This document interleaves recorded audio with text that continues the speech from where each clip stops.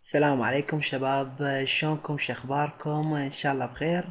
وطبعا وياكم مستر رومانتك، واليوم عندنا شرح جديد اللي هو تغيير ستايل اليوتيوب، او يعني قناتك الخاصة بيك. تفتح الجوجل وتروح على يوتيوب، طبعا الموقع،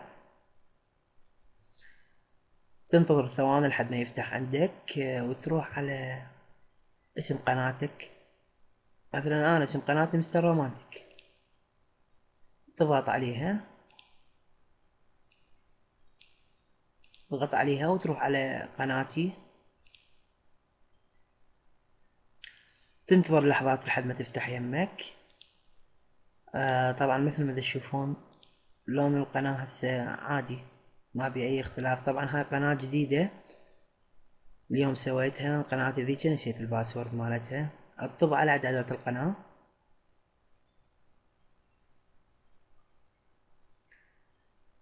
تروح على اختيار ملف. مثلا هسه انا يذن الصور اللي عندي اللي اريد اخليهن.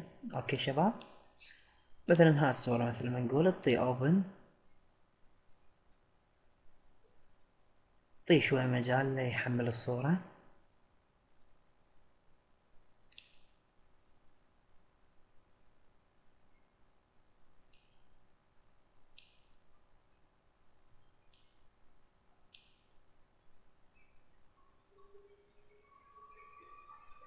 مثل ما تشوفون هسه خلص هو.